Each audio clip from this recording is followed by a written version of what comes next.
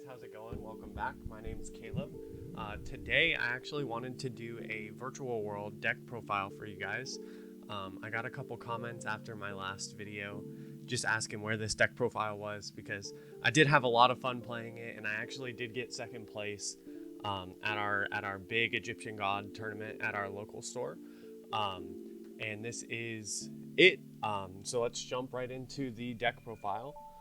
In the main deck, we're of course running the 3 Lulu. Super self-explanatory. I'm going to kind of fly through these because they're the obvious ones. 3 Gigi. This almost becomes your best card in the deck because it adds a card back during the end phase. 3 Lili, as many starters as you can get.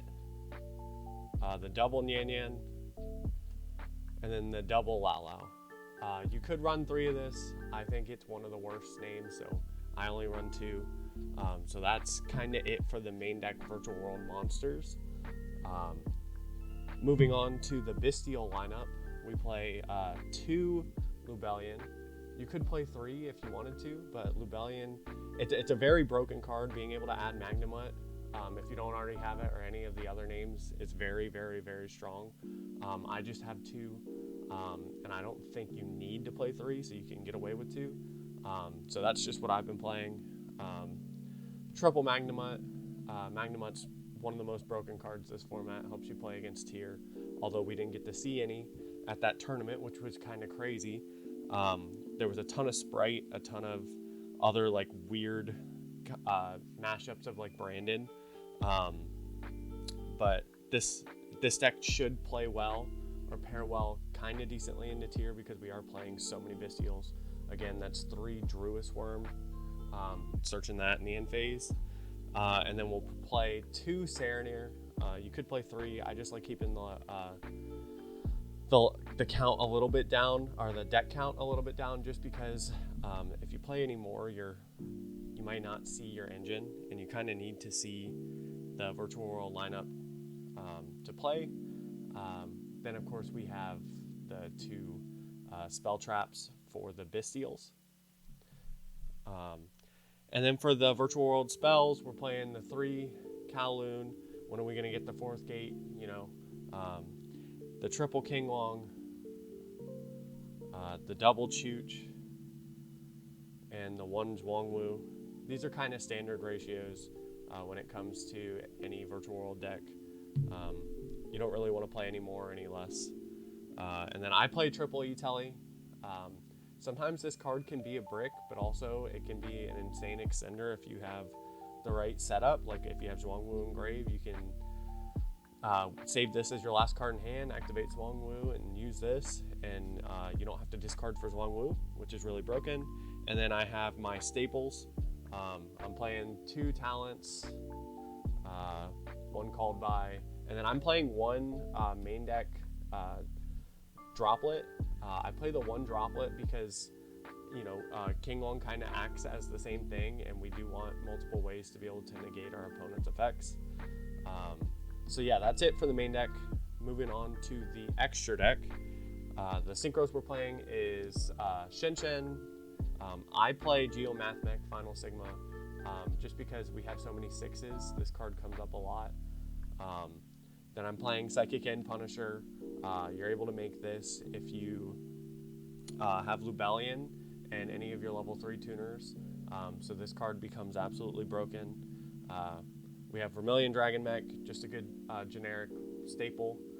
Coral Dragon, Ultimaya Zulkin, Stardust Charge, Crystal Wing to go with the Zulkin, and then I play Muddy Mud Dragon, and I play Dragoon to go with it, just because if we resolve Magnemite or GG, we get to add 1 back, which seems really broken. And if we have the spell engraved, then we get to draw if we use your Bystial during the following turn.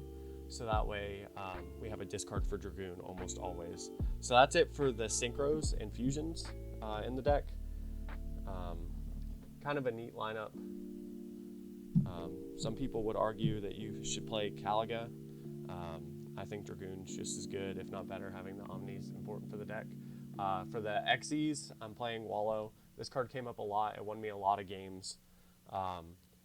Beatrice, just in case you brick and you open only Bystials, you are able to dump a King Long or some sort of extender to get you there. M7 is probably one of the best cards in the extra deck.